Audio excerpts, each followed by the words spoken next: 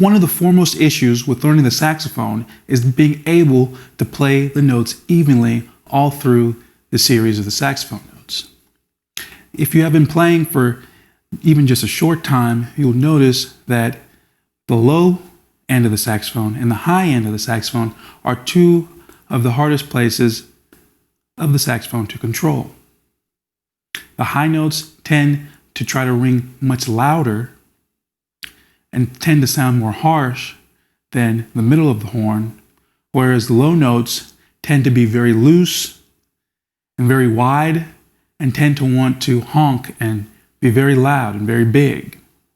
So one of our primary challenges in learning the saxophone and developing technique and articulation is getting to the point where we can control the high end of the saxophone and the low end of the saxophone insofar as being able to make it match the tone of the middle of the saxophone or the dynamic range of wherever we're playing at.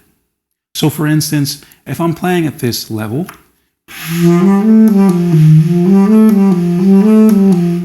at the middle of the horn, I want the bottom of the horn to sound very similar, if not the same, to have the same timbre and volume.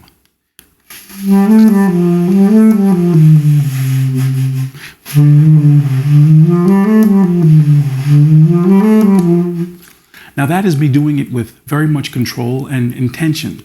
I know that the lower end of the saxophone is kind of wild and wants to ring out very big, so I'm controlling my embouchure to restrict the way the saxophone wants to pronounce itself naturally.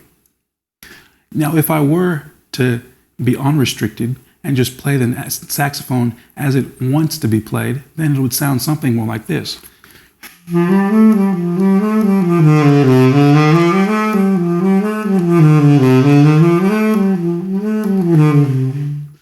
As we can see, when I move to the bottom of the saxophone,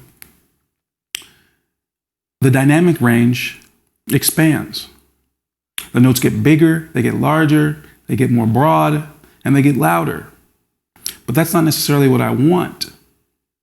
So again, a primary responsibility that a saxophonist has is to be able to control this and anticipate this when they're playing.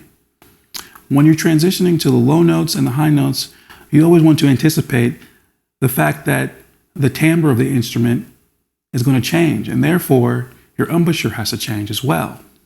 Now, a great exercise to do to be able to compensate for this is to take something like the C major scale and just play from the low notes all the way up to middle C in octaves. So I'll play low C, and then I'll hit the octave key. Then I'll play D, low D, and then hit the octave key. And then play E, and then hit the octave key, and so on. And it'll sound something like this.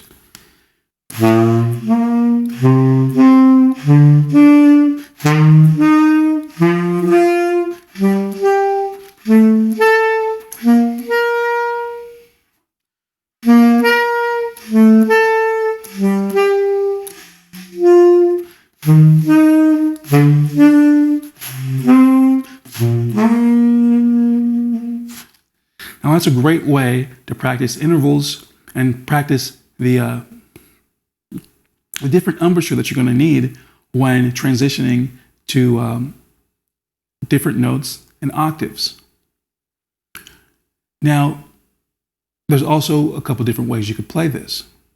There I showed you just a general form, but now we can also try to play it really soft.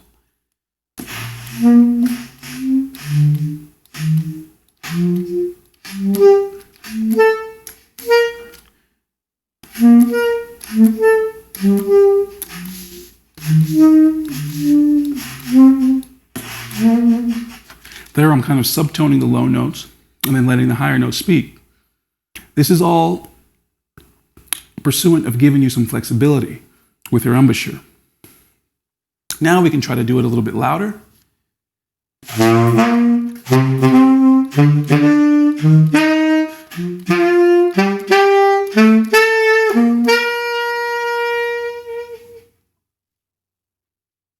can also get a little more creative and maybe skip some intervals, maybe do it in thirds.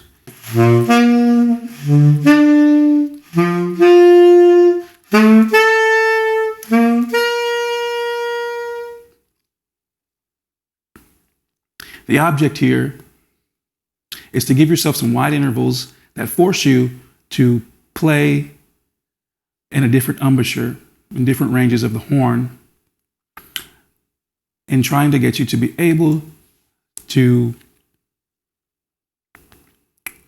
make one part of the horn sound exactly like the next. So again, I'll give you another kind of example of how the horn can easily get out of hand if you don't use the correct embouchure.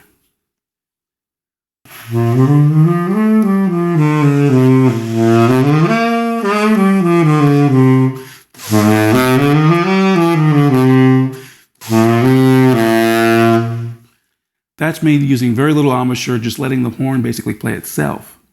But now, if I want to control that, then I'll tighten up my embouchure and anticipate the areas in which I'm going to need more tightness and where in areas I'm going to need to be more loose. Typically, I'm going to have to get a little bit tighter on the bottom of the horn, and I'm going to have to loosen up when I get to the middle, to the highs. So here we go.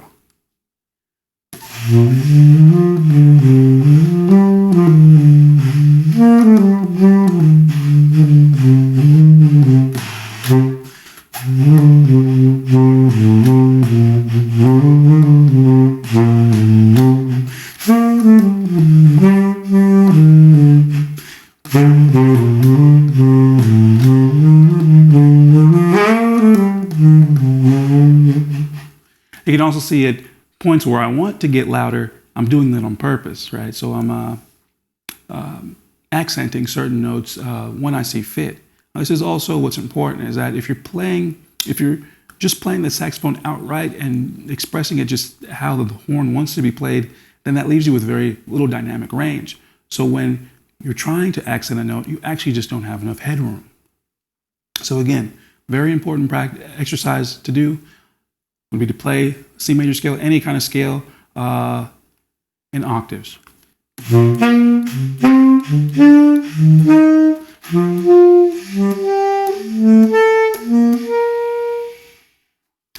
You also could benefit from laying out a tuner and checking your tuning when you're switching octaves. I hope that helps you on your way to becoming a better saxophone player. Thanks for watching.